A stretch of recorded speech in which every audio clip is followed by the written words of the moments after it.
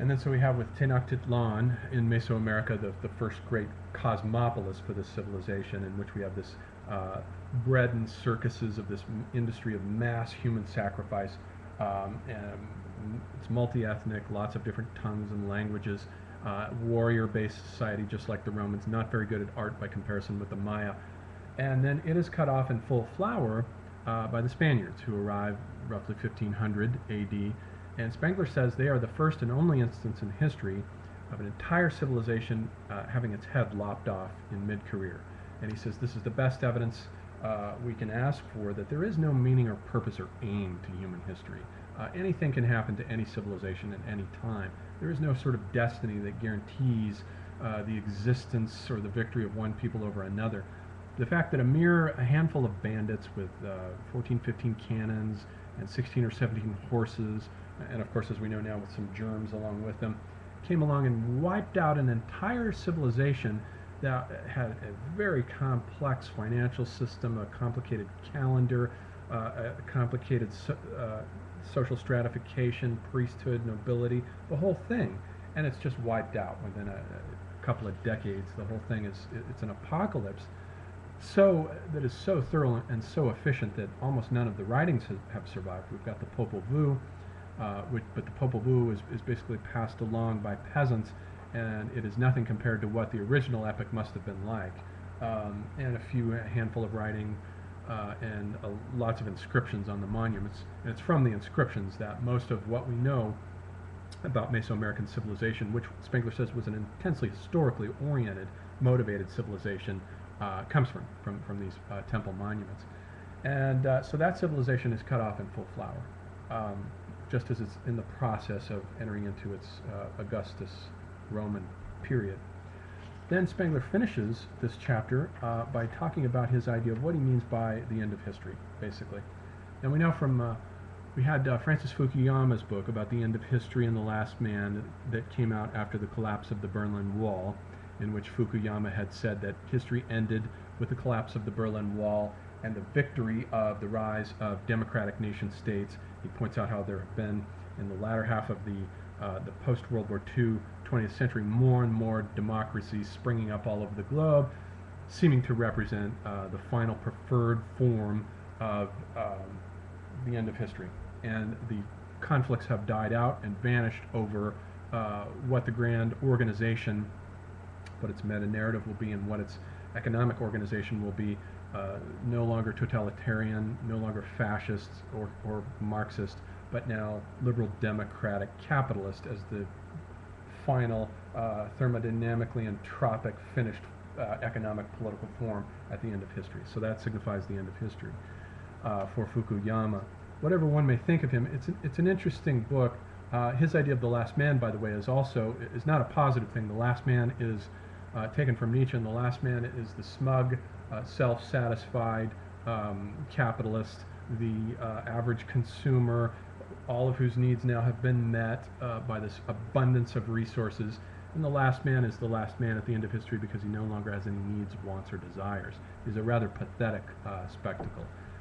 So Fukuyama did not necessarily mean this as a 100% positive thing. He sees it as both dark and light, to his credit. But for Spengler, the end of history means something different. History fulfills itself in the Kultur period. In the civilization period, it has to work itself out in its final forms, and it achieves its final form with the creation of its universal state. That's not a term he uses, that comes from Toynbee. He calls it the Imperium. When the Imperium is constructed, the civilization then enters from that point on, no matter what else happens, into a historyless mode. That is to say that no matter what happens after the formation of the Imperium, anything that happens, whether it's a war, the construction of whatever's written, works of art, whatever, it's basically a repetition of a fixed stock of creative forms. Cliches and stereotypes become standard. This is characteristic, of course, of later Chinese art, later Hindu art. You can see this. But the nation-state conflicts no longer have any kind of decisive conflict that will affect, in its outcome, the way that the state is organized and how it's run. Gibbon starts his Decline and Fall of the Roman Empire in the age of the Antonines, when the history is already completed. So according to Spengler's definition, what we have in Gibbon is merely a collection of incidents.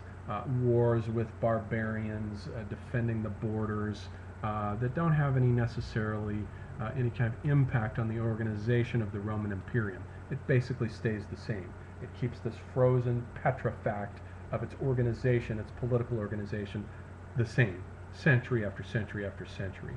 There may be art in this period, there may be writing, but it's basically repetition, and as we've seen before, that too slowly calms down and cools off and becomes merely copying and sterile repetition and so forth.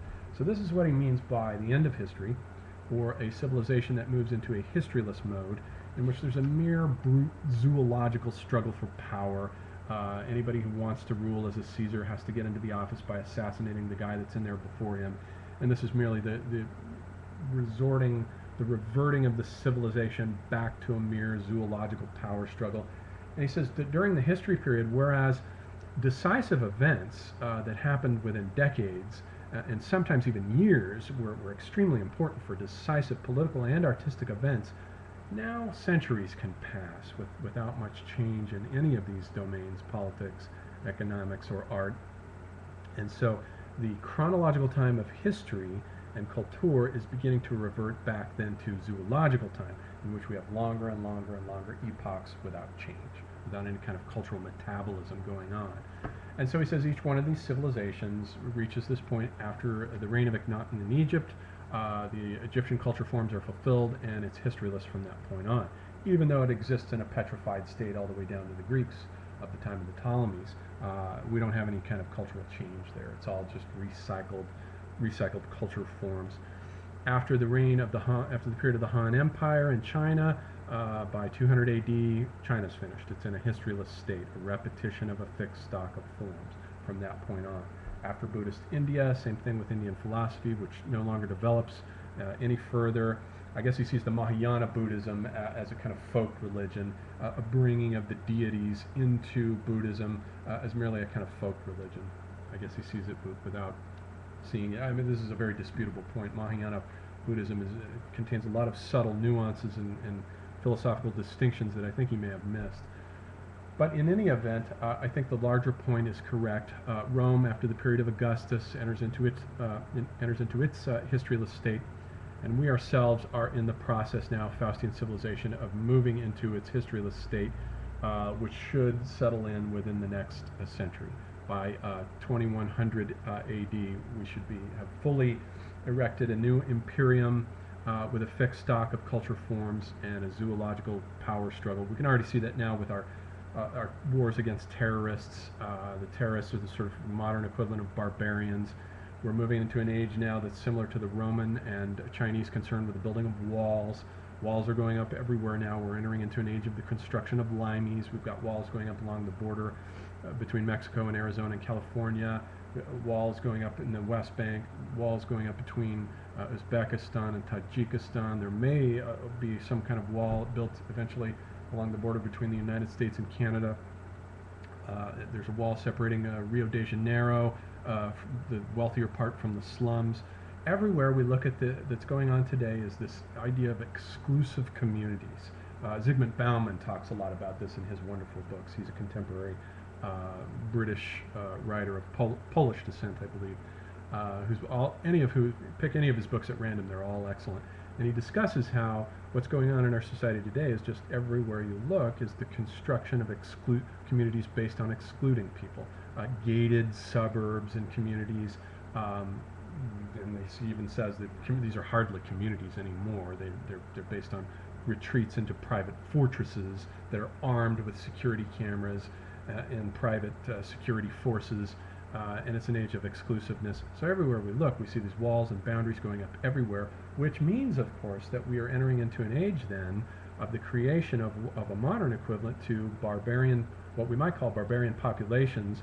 Another better word for them would simply be nomadic populations, a kind of modern equivalent of the sea peoples, which were the barbarians in Egypt that began flooding in the 12th century BC, that Ramses III had to contend with, and barely just kept.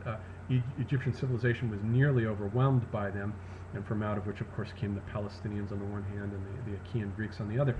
And so we're looking at, on the planet today, everywhere we look, we're seeing more and more uprooted nomadic populations cut free of the boundaries of their nation states, drifting and floating without aim and purpose.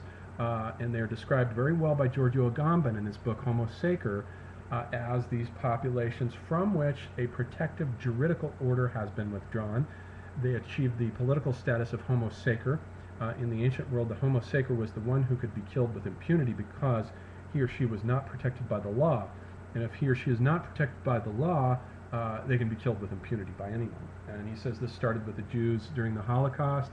The concentration camp, starting with the Holocaust, has become the new structure of Foucault's biopolitical age. It's the age we're living in now. We see concentration camps and refugee camps everywhere, in Darfur, in Kenya, even hotel lobbies that are set aside for refugees without papers, and this obsession with papers and identity, detention centers that are set up in airports and hotel lobbies. Everywhere you can see this concentration camp mentality, far from the Holocaust being the last great occurrence of the concentration camp. It actually represents the first, the prologue to an age of concentration camps / refugee camps that we're living in now. And this corresponds to a modern equivalent of the sea peoples that flooded the ancient world, the Germanic barbarians that flooded across the Limes, or the Huns and the Mongols that flooded across, the very Xiongnu barbarians that flooded across the Great Wall in the time of the Qin Shi Huangdi and so forth.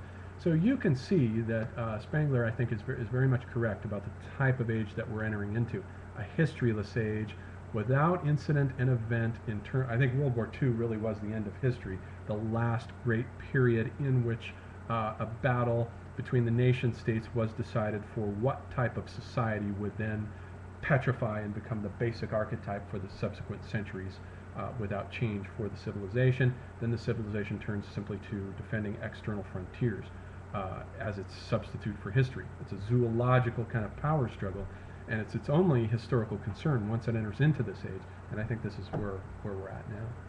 So that's chapter 2 of Spengler, and next we'll move on to Origin and Landscape C, part C, the relations between the high cultures.